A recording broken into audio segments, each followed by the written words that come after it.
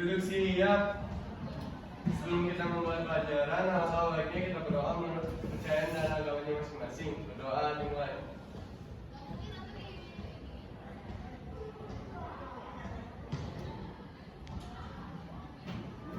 Berdoa disebutkan. Siap, beri salam. Assalamualaikum warahmatullahi wabarakatuh. Waalaikumsalam warahmatullahi wabarakatuh. KM, yang sudah hadir berapa orang? Yang telah hadir ada 4 orang, Pak. 4 orang ya, karena apa? Yang satu Salvia karena izin kegiatan OSIS, dan Aliza juga kegiatan OSIS, Anwar Arafah karena sakit, dan satu lagi Bilkis karena OSIS juga, Pak. Oke ya, untuk yang masih semoga kegiatannya dilancarkan. Amin. Dan juga untuk yang sakit semoga tetap disembuhkan. Ya. Nah, sebelum kita mulai belajar, alangkah baiknya kita melihat dulu bahwa mejanya apakah ada sampah. Ada ya. Yang nanti dibuang, ingat ya, jangan lupa. Nah, sebelum kita memulai pembelajaran, karena kita akan belajar Pancasila, alangkah baiknya kita menyanyi dulu semuanya diharap untuk berdiri. Kita nyanyinya Garuda Pancasila ya, karena untuk menyuarakan semangat Pancasila. Ayo, 1, 2, 3, 4. Garuda Pancasila, akulah pendukungmu, patriot proklamasi, sedia berkorban untukmu. Pancasila dasar negara, rakyat adil makmur sentosa, pribadi bangsaku. Ayo maju, maju, ayo maju, maju, ayo maju, maju.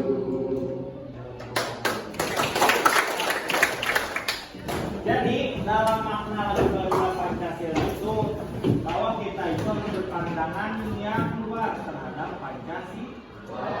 Ya, Garuda ya pasti Pancasila. Nah, untuk tujuan pembelajaran sekarang kita itu diharapkan bisa melihat nilai-nilai penerapan Pancasila yang ada di masyarakat, di sekolah, di lingkungan keluarga, dan lain-lain. Yang itu tujuan yang akan kita capai hari ini dapat dimengerti. Terima kasih ya. Oke ya, sekarang kita lanjut ke pembelajaran selanjutnya. Di sini saya akan membagi ke dalam 5 kelompok. 5 kelompok ya. Kelompok pertama itu tentang penerapan Pancasila di lingkungan keluarga atau rumah. Kedua, lingkungan sekitar rumah. Kelompok 3, lingkungan sekolah. 4, lingkungan umum. 5, lingkungan ibadah.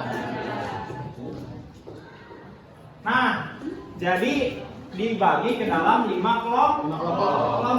Nah, 5 kelompok itu yang sudah ditentukan berdasarkan kemampuan kalian. Silahkan untuk berkumpul ke kelompok yang sudah dibagi sebelumnya. Tetap silakan kumpul. Kelompok 1. Nah, jadi sekarang saya jelaskan ya untuk teknisnya. Selain kalian mencari yang di depan, kalian nanti membuat infografis. Infografisnya itu untuk apa? Untuk nanti kalian tunjukkan kepada teman-teman kalian. Jadi yang akan saya pakai kali ini adalah 2 stay, 3 stay. Ya, jadi 2 pergi, 3 diam ya, atau mungkin sesuai jumlah kelompok kalian. Tapi saya cuma butuh 2 untuk yang pergi. Yang pergi itu tugasnya apa? Menjelaskan ke teman-teman kalian. Contohnya, kelompok 1 menjelaskan ke kelompok Dua. Kelompok 2 menjelaskan ke kelompok 3. Kelompok 3 menjelaskan ke kelompok 4. Kelompok 4 menjelaskan ke kelompok 5. Kelompok 5 menjelaskan ke kelompok 1. Nah, begitu terus muter ya.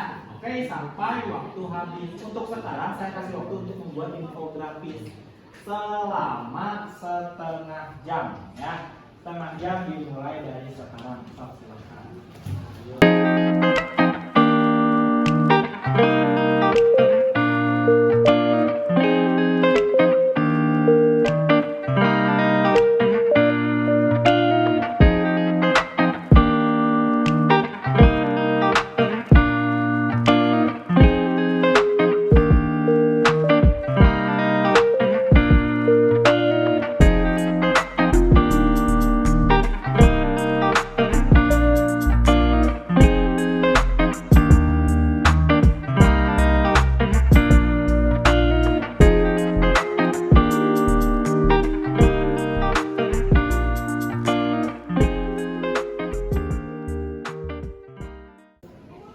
Nah, abis ini kan kalian udah selesai belum tugasnya?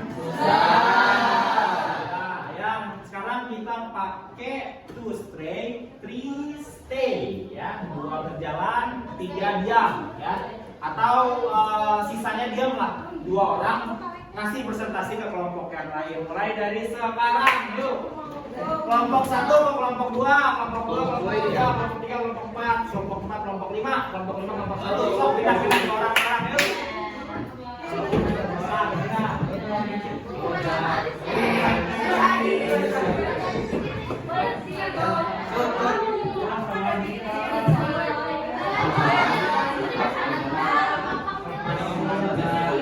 Teman-teman, aku di sini sama kalian kita mau menjelasin apa aja yang udah kita dapat dan juga apa yang udah kita bentuk di infografis tentang Pancasila dan perkembangannya di lingkungan keluarga. Jadi mungkin aja dari silakan. Untuk sila pertama tentang keamanan yang Maha Esa. Pengalamannya menurut kami adalah pertama melaksanakan ibadah tepat waktu. Kedua adalah menghormati anggota keluarga untuk saling melaksanakan ibadah. Ketiga adalah melaksanakan ibadah bersama-sama dengan anggota keluarga. Jadi berjamaah dengan anggota keluarga jika tidak bisa berjamaah di sidang ibadah. Kedua adalah kemanusiaan yang adil dan beradab. Yang pertama adalah melaksanakan kewajiban sebagai anggota keluarga. Kewajiban kita sebagai anak apa nih? Kewajiban saya sebagai orang tua apa nih? Kayak gitu. Yang kedua adalah menolong anggota keluarga yang mengalami kesulitan. Misalnya ada kalian lagi ngerjain PR susah, kalian bisa saling membantu kayak gitu. Yang ketiga adalah menerima hanya sebagai anggota keluarga. Kalau kalian mah sebagai anak misalnya dapat uang jajan tiap hari atau tiap minggu atau tiap bulan sesuai gimana kebijakan keluarga masing-masing. Yang sila ketiga adalah persatuan Indonesia. Yang pertama adalah giat belajar agar dapat membanggakan keluarga. Jadi kalian harus giat belajar untuk membanggakan keluarga. Yang kedua adalah mengembangkan perilaku hormat pada orang yang lebih tua. Orang yang lebih tua ini tidak hanya tentang ayah ibu, tapi misalnya tante, kakek, jadi kalian menghormati dan kalian juga akan dihargai. Yang ketiga adalah menghargai anggota keluarga yang lebih muda. Nah itu untuk sila 1 sampai 3. Nah, sekarang tuh masih ada sila sisanya kan, ada yang keempat dan juga yang kelima.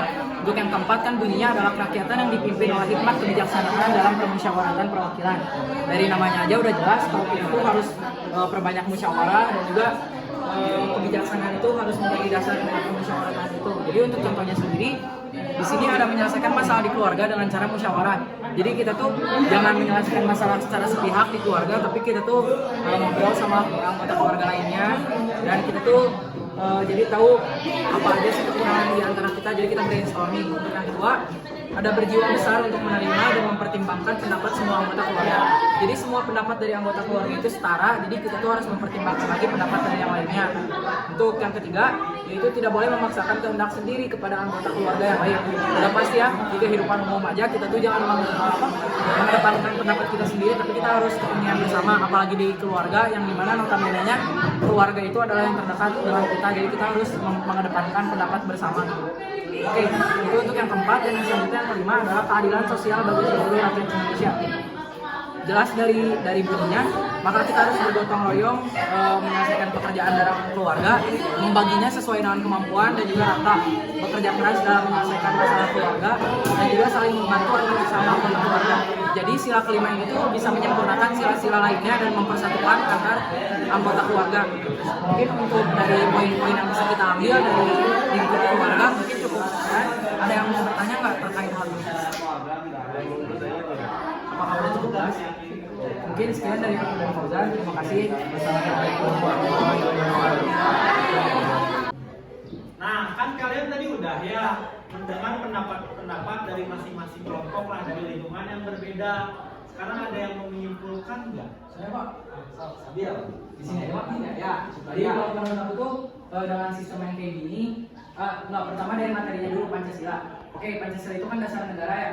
Dan itu tuh ideologi yang harus kita semua tahu, dan juga kita tuh nggak cukup dengan menyebutkannya doang, tapi kita harus tahu sampai seluk-beluknya. Dan ternyata dengan metode ini yang tadi itu 2 stay 3 stay, walaupun yang stay-nya lebih banyak dari 3, tapi intinya tuh kita jadi tahu perspektif dari banyak orang. Ternyata Pancasila tuh pengamalannya bisa banyak, apalagi kan di situ ada 5 kelompok. Ada yang di keluarga, sekitar rumah, sekolah, umum, dan juga tempat ibadah.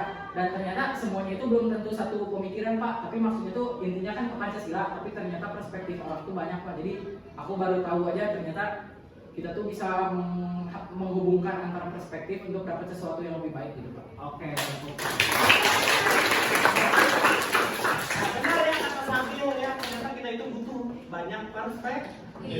Ya biar kita nggak melihat dari satu sudut pandang saja, tapi ada sudut pandang yang lain. Baru kita bisa menilai segala sesuatu yang type objek ataupun objek yang kita lihat. Seperti itu ya untuk pembelajaran kali ini. Ya, terima kasih atas partisipasinya, dan untuk infografis tersebut kalian jangan sebarkan untuk diri kalian sendiri, tapi disebarkan dulu untuk orang lain. Oke? Oke. Ya, untuk ketua kelas silahkan untuk menutup pembelajaran dengan berdoa. Duduk siap. Sebelum kita pulang dan setelah kita melaksanakan kegiatan pembelajaran, alangkah baiknya kita berdoa. Untuk berdoa dimulai.